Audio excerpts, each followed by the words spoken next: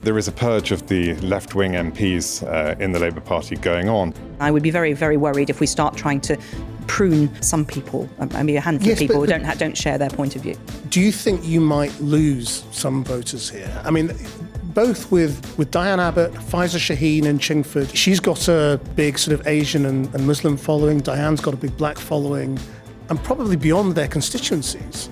What Labour is probably doing is they're banking a number of those votes and saying, well, those people are going to vote for us anyway because they're never going to vote Conservative. So Labour is very clearly trying to move itself to be a sort of centre-right party.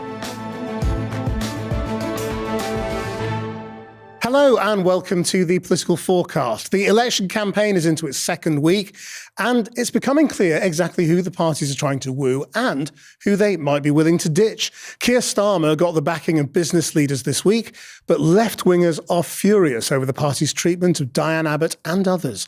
A win all round for the Labour leader, or has the so-called left-wing purge gone too far? Does Rishi Sunak believe pensioners will save him from annihilation? And has he totally given up on young voters, happy to ship them off to the military instead? And what about the Lib Dems? Ed Davey fell off a paddleboard, or perhaps jumped. But can the party make a splash across the country? Or is it just about a few target seats? Joining me to discuss all of this and more, the Liberal Democrat Deputy Leader, Daisy Cooper, former Conservative Universities Minister, Joe, now Lord Johnson, and Meg Hillier, who was Labour Chair of Parliament's Public Accounts Committee and has been the MP in Diane Abbott's neighbouring constituency for almost 20 years. Let's begin with what looks like a Labour purge of left-wingers. Diane Abbott certainly thinks she's out. And what has emerged is that Labour has this final veto over all its candidates, and it gets to call them all in. And it's done this with others like Faiza Shaheen in Chingford, and said, explain these tweets, explain these statements, explain these speeches. And if they don't like it, and it's a ruthless three-person panel with no appeal, you get an email saying you're out. I mean, it's pretty ruthless, isn't it? Well, look, every party has its processes to deal with things, and we absolutely have to have processes to make sure that candidates meet a certain standard. They don't get on the panel, if not, also local parties select, they go through a process when that happens. But look, the Diane situation, I think, is very different to that. I think it hasn't been an edifying week for my party. It took too long to deal with her situation, and me and others were arguing that for some time. So she was left in limbo for far too long. The decision should have been made. And then perversely, she was allowed to have the whip back. And then there's this swirling rumour that she's been barred. She hasn't actually been barred. I think it's really clear to say that because that just physically cannot have happened. But it's clear she's going to be. Well, I wouldn't want to predict that. The National Executive Committee will meet next week, and I think that they need to look really seriously at that. She was endorsed by her own members and reselected there. She's gone through a process, been allowed back on the whip.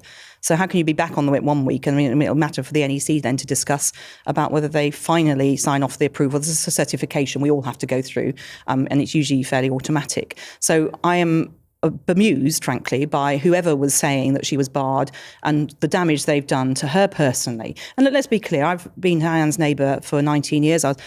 Before I was on the London Assembly, so we've known each other a long time. She was a great personal support to me when I arrived in Parliament with young children. She'd been a single mother in Parliament.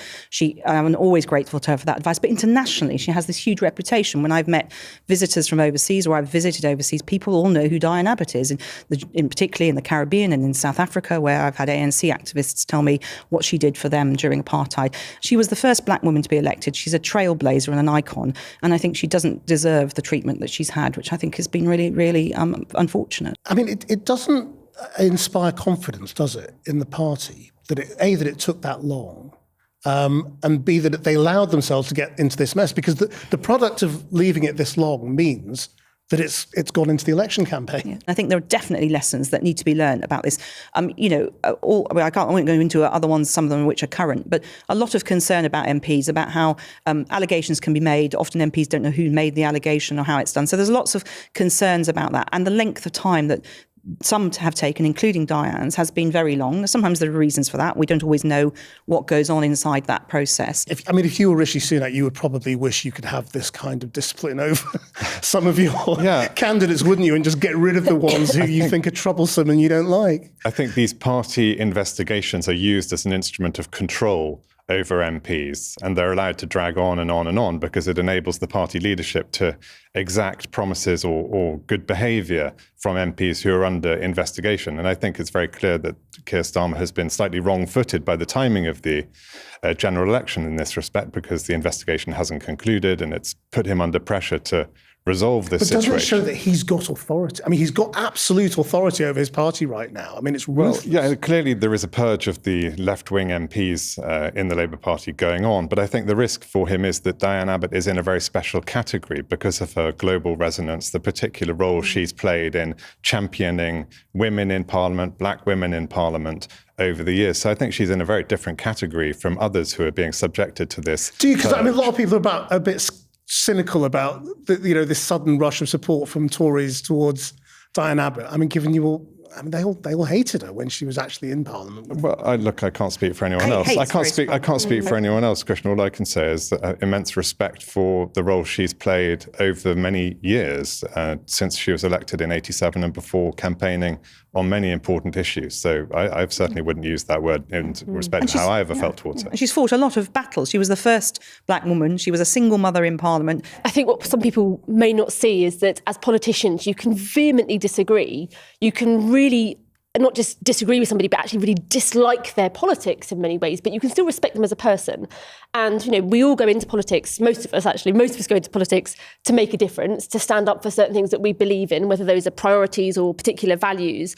And if you see somebody else who doesn't share your values and doesn't share your views, but they articulate them, with passion and with fervour, and when they are trailblazers as well, you can still hold them in high respect. And I think, you can see from the three of us here that even though some of us may not share her politics, actually she does attract respect from across the political spectrum.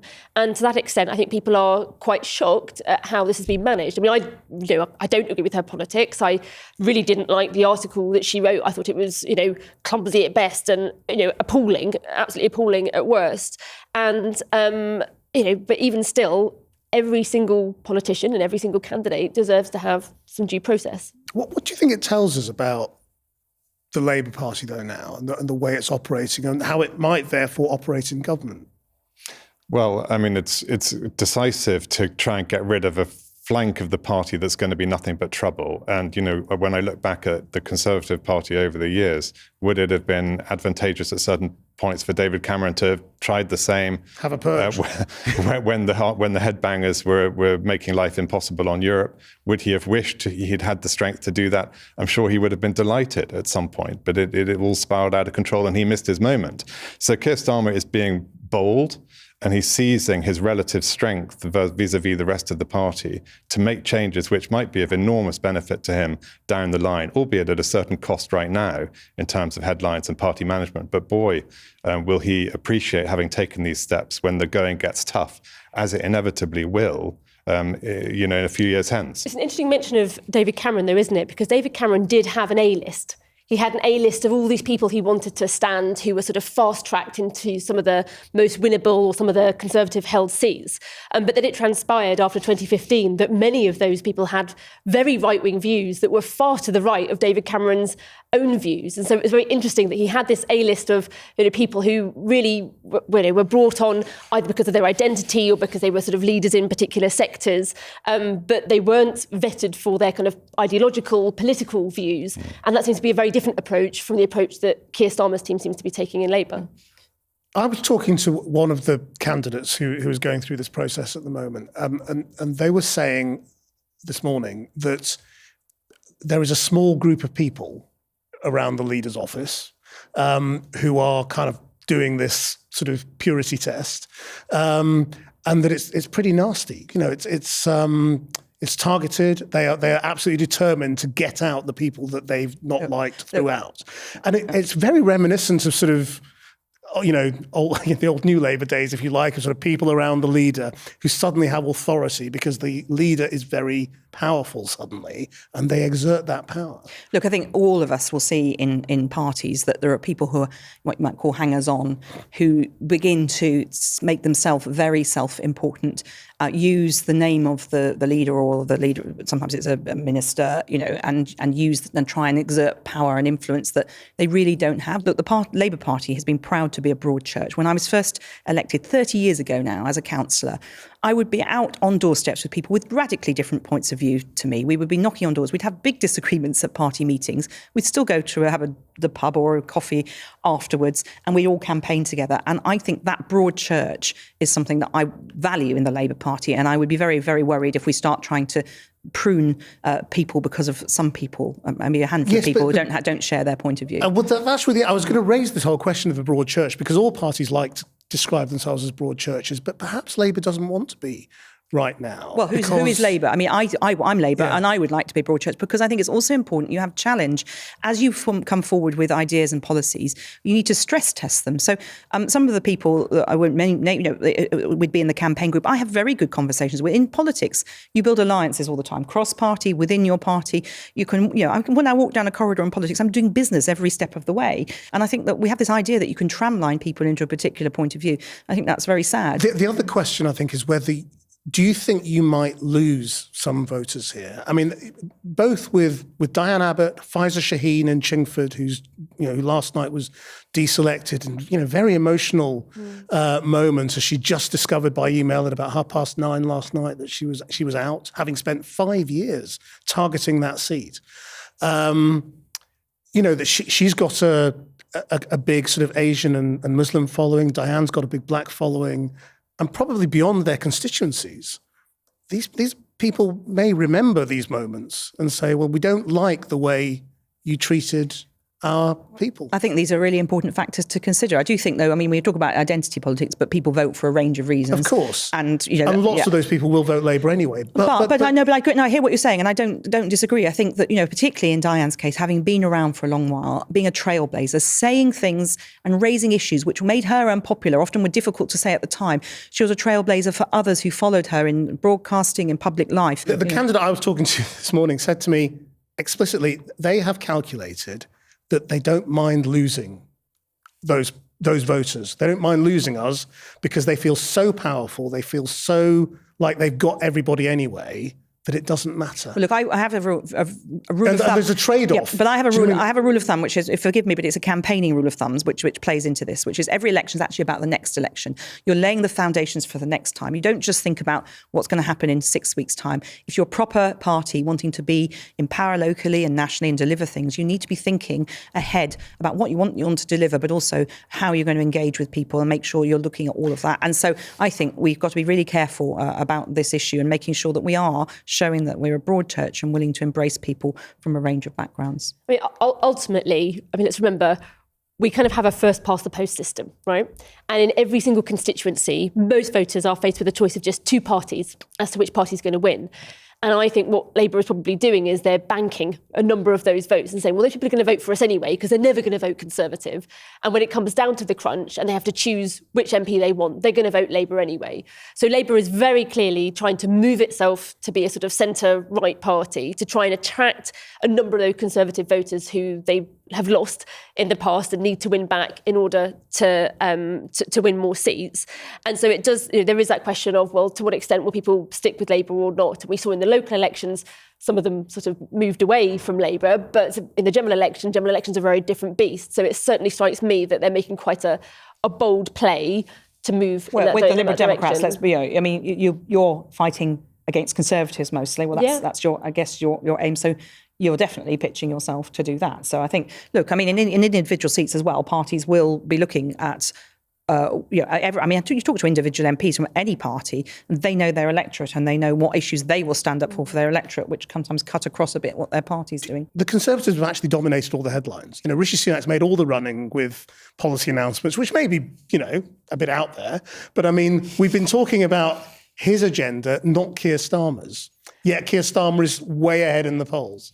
So I think you're right that the Conservatives have dominated the headlines, but I don't think they've done it in a successful way. Exactly. It's been a disaster, hasn't it? They've dominated the headlines because of that appalling image of him outside number 10 in the rain. And those kind of visuals, they really do stick. And the Titanic. The Titanic as well. Outside Morrison's. Going to a pub as a teetotaler and not having a drink there. I mean, it just goes on and on and on. And so there's been these big questions about what on earth is going on there. And I think if the Labour strategy is to sort of to sit back and say nothing, well, if that is the strategy, I don't know if it is, but if it is, it seems to be working because Rishi Sunak's team are. I mean, it's just a disaster, isn't it? Day by day, whatever they keep doing. The interviews with his back to the camera. And that sort of young woman who are his comms people.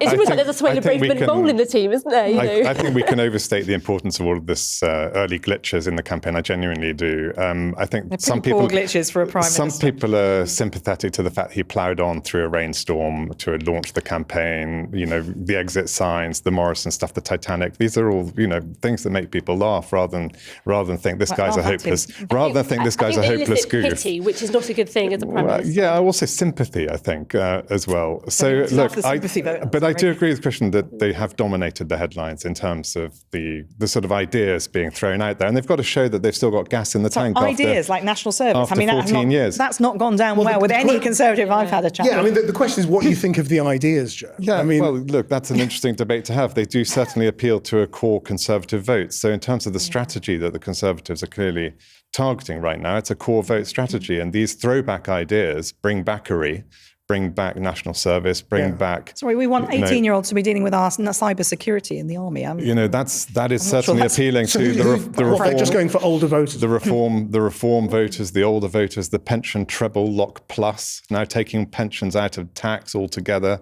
These are policies which are very clearly targeted at a core Conservative vote. And I think they are cutting through, they are being spoken about, and they are going to be effective. So I wouldn't write off this first week. But that's not a winning strategy, is it? That's a sort of damage limitation strategy. It's a very effective strategy for this phase of the campaign, which is about, re-establishing some connection between the Conservatives and the core 30% of the population that has historically voted Conservative. I think what's interesting, though, is to a large extent, I would agree with you. This is a defensive strategy. It's going after the core vote to stop it from moving to reform in certain parts of the country. But what's interesting, though, is that all of these promises, the bring backery, as you call it, it's offering all the things that some older people might want, except a functioning NHS and social care system. Yes, exactly. I mean, that is the number one issue that comes up right across all age groups, but particularly amongst this older group. I mean, the number of doors that I've knocked on when people say, I'm really struggling. My wife can't get her care. We had 9 hours waiting on a hospital trolley, etc., etc., etc. I think that's true. And but what Joe is saying is this going to really win over their vote? Is that really going to win them over? But the question is, if actually the point is not all old voters, but actually the old voters who were thinking of going to reform, that's who this week has been about, stopping that hemorrhage, then it might work. But as a policy idea, I'm guessing you think it's barking mad, don't you? Well, which in particular? The national service? National service. Well, look, I think it's so bad it's good, in a way. I think it's got people talking. That's a manifesto line of the Conservatives. It's got people talking, and it certainly resonates with a lot of people who think that it's a more risky world out there. We need our armed forces strengthened with potential reserves. So look, I personally don't think it's a wonderful offer for young people. And young people showing absolutely no interest in voting Conservative at the moment. But it is appealing to a certain demographic. But you just thought, when are they going to do, capital punishment? When are we going to bring back grammar flogging? schools and corporal punishment and all the rest of it? Yeah, no, of course there is a risk that this goes on in this vein, and then it will be a big turn-off. For everybody. What do you think about the cuts to universities then, as a former universities minister? Well, it's a very thin policy which doesn't hang together on its own terms. You can't possibly fund additional apprenticeship places by proposing to cut university courses, even if they could identify these so-called rip-off Mickey Mouse degrees, which no minister has been able to name so far and specify what they're actually talking about. But you can't make a student who would potentially be doing one of these rip-off degrees, if they can identify them, and then make that same student transfer into an apprenticeship, because someone who's going to university will probably want to take another university course if the Conservatives can identify a particular course they want to close down. So the whole thing doesn't hang together at all. The reality is that universities are one of our great assets as a country. And this government's sort of showing a really tedious, continuing running down of our university system. And I don't think that's the way to do it. We do need a better apprenticeship system. We need a better technical and vocational education system. But at the same time, we don't need to run down our university system. We need to invest in it and build it up. You also wonder whether Rishi Sunak was the right person to talk about Mickey Mouse degrees, because he's a sort of super privileged guy with this amazing Winchester education and Oxford. Winchester, Oxford, Stanford. I mean, of course he benefited from a university education. I mean, whose children doesn't he want to go to university? Presumably not his own, who I imagine will go to university in this country or another. So whose kids doesn't he want to go to university? When polled, parents overwhelmingly say they want their kids to go to university. And of course, we do need high quality alternative routes through technical education into the workplace. But for a lot of people, it's a real aspirational thing. But perhaps he just looks at the polls, which show that young people are overwhelmingly going to vote Labour. I mean, it's extraordinary, the numbers. There's a tiny number of young people saying that they will vote Conservative. Yeah. And he just thinks it doesn't matter. But I worry... go for the young, that's why he's come out with this sort of the national service stuff and the university stuff. I worry about the general... Forget young people and go for the older voters. I worry about a general sort of harking back to the 1950s vision of Britain.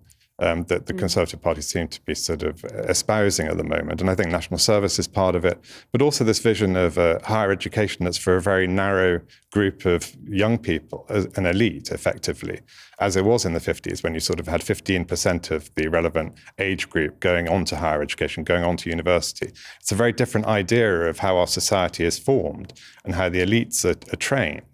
And I don't think that's right for Britain today. I think we have a mass higher education system because when you look around the world, the most competitive and innovative knowledge economies all have rates of tertiary enrollment in the 60s, 70%. Israel, Canada, Korea, for example. And, we've got a problem because we've got a government that's now saying far too many young people go to university.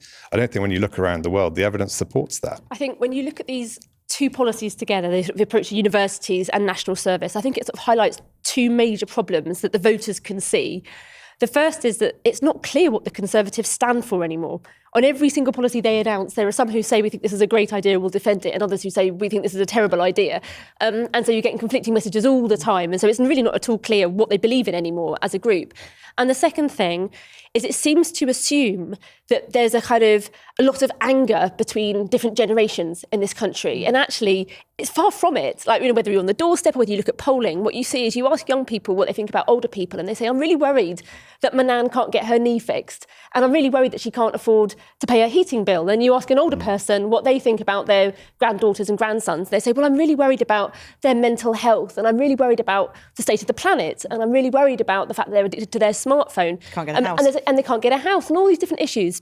And so actually there's a really strong bond intergenerationally in this country. And these kind of policies, I think, really miss the mark for a lot of people. Meg, I wonder whether you think it's really helping you, though, because, as I say, you've already got young voters. They're not the ones you need to win over. We don't take anyone for granted. And if they are, if they're grabbing hold of some of the older voters who are thinking of going off to reform, electorally, it's not good for you either, is it? You can paint it as sort of, well, it's incompetent and it's this and it's that, but it might actually be quite effective for this stage of the campaign, as Joe said. Well, look, there's a long way between now and election day, but I do agree with Daisy that the idea, and I think of all the doors I knock on, and my demographic's quite young in my constituency, but obviously I'm going around the country and as well. And I can think of a couple of conversations I've had recently where people have talked about their grandchildren because they're worried about that. Where are my children or grandchildren able to? They want them to live near to them, and then they can't afford it in lots of parts of the country. So this intergenerational unfairness is understood by the different generations, and I think actually what we need is some bold approaches about how to deal with it. Actually, I think we'll all be unveiling our manifestos. I think this is going to be an interesting podcast in the next few weeks as they unveil with more concrete things laid out about how these things are going to be tackled. Right, let's talk about the Lib Dem campaign. Now, you've been very upfront about how you are targeting the blue wall and Tory seats. Mm-hmm. But in the campaign that is so dominated by these two parties, and it's very presidential, it's Starmer v Sunak, Ed Davey has clearly decided that the way to punch through is to do silly things, to jump off. It's working though, isn't it? Yeah, but it's getting him in the papers. Yeah. And it's deliberate, isn't it? Of course it's deliberate. Absolutely. We're not going to pretend that it isn't anything other than that. The fact is, as a smaller party, we have to find a way to break into the news cycle. And we often say behind the scenes that we either have to be, what's the phrase, fast, funny, or new. And so we either have to get a comment out that's faster than any other opposition party, we have to be funnier about the way that we give our quotes, or we have to have a really big, bold idea that's very kind of headline grabbing. And so that's really kind of what drives us when we're trying to cut through with our message.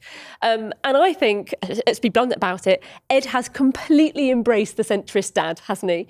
And he fulfills that role perfectly. I think there's many people around the country who know that it's a very serious time in politics, but they also want to know their politicians can have a little bit of fun. Yeah. And every time we do these stunts, they come with a message. So everybody was showing this video footage of Ed on this sort of, this board, and he was falling off into Lake Windermere, and it happened 4 or 5 times. And what happened? Everyone said, well, why are you here doing it? Well, it's actually because we've got a message about tackling, the environmental catastrophe of raw sewage being pumped into rivers and lakes. So it comes with a message, and it gets us that cut through. But yes, does getting him on the front of the paper on a bike or falling off a surfboard or whatever it might be, translate into political support? How would you convert one into the other? Sure. Well, let's be clear about it. I mean, during this general election, we are, as you said, targeting those seats where we're in second place to the Conservatives. And we have to win differently as Liberal Democrats, because for the Conservatives and for Labour, a lot of it is dominated by the air war, a lot of it is dominated by the polls. For us as a smaller party, we have to win seat by seat.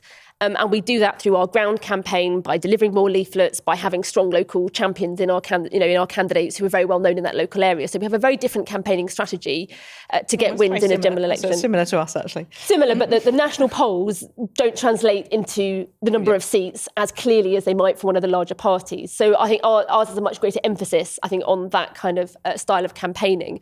And so getting that kind of national coverage, which actually, shows that the Lib Dems are fighting fit, we're out there, we've got policies and we're prepared to talk about them, and we've got a fantastic photo shoot to go with it, we're more than happy to do that.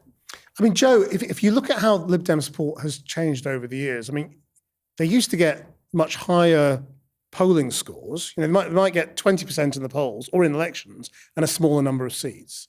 Now they're lower down in sort of the percentage polling terms, but they seem to be doing better at targeting their support. Does that worry Conservatives, do you think? Yes, I mean, the Conservatives fighting, on several fronts this election, and clearly the Lib Dems are going to be presenting a challenge in the southwest and probably other parts of the country as well, in parts of London.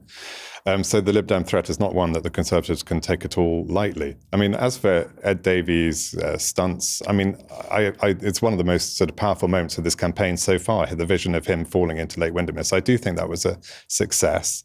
And I do think it's a strong theme for the Lib Dems to be talking about water quality and environmental issues generally. So I don't totally discount it as a strategy, and majoring on one theme and using the opportunities that you have to focus on that, I think, could be quite effective. But it's interesting that, this first week, as you say, has partly been about reaching out to people, Conservatives who are thinking of going to reform.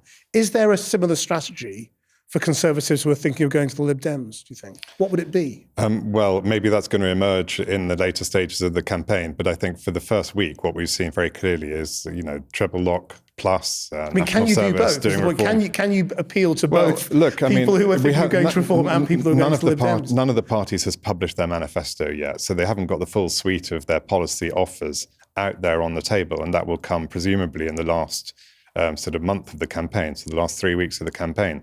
And then at that point, you'll see a bit more light as well as the darkness that we've currently got from the Conservatives. And that will be an attempt to appeal to a broader swathe of the population, younger people inclined to focus on environmental issues, development issues that the Lib Dems have traditionally been strong on. So hopefully that will start to come out in the latter stages of the policy process. I'm quite worried about manifestos, actually, because they can be kind of this cheap retail offer. This is one of the things that Labour's really trying to focus on, getting the basics back. And they're not very exciting in some ways, but it's absolutely vital. As I said earlier, there's so many things are going badly wrong. We need to have a time to get the change is to get things stable again. And sometimes that's the suite of promises, whether it's national service or other things that are made, are not always stitched together in reality about how they're going to be funded, about how they're actually going to be delivered. I'm very worried about that. I mean, this election, because it was announced sort of on the hoof, on the fly, does appear to have caught all the manifesto teams off guard. And I don't think anybody has a manifesto that's been properly bomb-proofed and thought through, properly costed. Ours has been in preparation for quite some time. But doesn't it mean that they'll be rather modest in terms of what they're offering? Well, I think they're not offering. Well, I have to say, look, the electorate is not—they're not fools, right? And I mean, I knock on doors once, twice a week, all year round, all the time in my own constituency, and as I say, when I can around the country. And people are not idiots. They know when there's a cheap promise being made. I think there's a real sweet spot that I think the public want politicians to land in, which is they want to see something that looks bold but is achievable. And I think more than ever before, I think people, you will have heard this, I'm sure, on the doorsteps, people just say, everything is broken, nothing works, everything is on its knees. How are you going to fix it? And so there's way more focus on the how rather than the what are you offering me? It's how are you going to deliver it? And I've never heard that question asked so many times. The assumption, and Daisy articulated earlier, is that you basically want to say as little as possible through this election campaign. You're way ahead. Don't make any commitments that could be unpicked or get you in trouble, and just win and get into power. Isn't there a danger that it's all so boring and unambitious that people go, what's the point? What's the point of voting? You're all the same. It's like, what's the point of voting Labour? Well, let's see when other than the fact that we're just a bit sick of the Tories. But let's see when the manifesto comes out. And it is, I mean, it's a sadness to me. Look, I mean, every we have our, our A list of things we'd all want to achieve if we had the perfect scenario. But we're inheriting such a mess. As I say, all these big nasties, these very things that are expensive and time-consuming. Even if they're beginning to be underway, they're in no way means certain of delivering. Some of them till 2030, and that's things that we want to see, like schools and hospitals. So 2030 is still 6 years away. So there's an awful lot that just needs to be rebuilt. And as I say, I don't think the public are fools on this. They've seen 14 years of degradation of our public services and lack of opportunities for so many people in education, health, work, and so on. And they want to see that change. So it's not going to be a quick fix. And I think it's actually just honest with the public to say that. Well, as usual, we like to end with a longer range forecast. It's all getting a bit shorter now, just 5 weeks left. So just in a minute, if you can, how will this week's developments impact on what the voters do on July the 4th, Joe?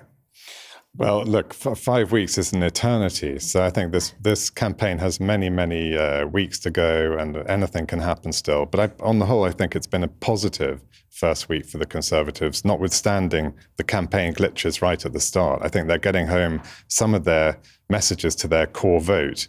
I think the challenge going forward is to try to appeal beyond that audience. The polling that the Conservatives are showing in younger people represents a really existential challenge to the future of the Conservative Party, not just for this election, but for elections to come. And I do think they've got to have a broader offer to other parts of the population. Daisy? I think for the Lib Dems, our key focus will have to be getting that message through about our three priorities, NHS and social care, cost of living, tackling, protecting our local environment, tackling the sort of sewage issue. And I'm sure there'll be plenty of stunts and photo opportunities to hammer home those three messages. I think we've seen some really good keynotes, moments from Keir Starmer and Rachel Reeves setting out that they're capable, solid, stable people who will have a seriousness about government. And, this is setting us up for our manifesto launch, which will have the detail about what we're going to offer and deliver. Thank you all very much indeed. The polls currently range between 27 points and 12 points leads for the Labour Party. So, frankly, anything could happen. That was this week's political forecast. Bye-bye.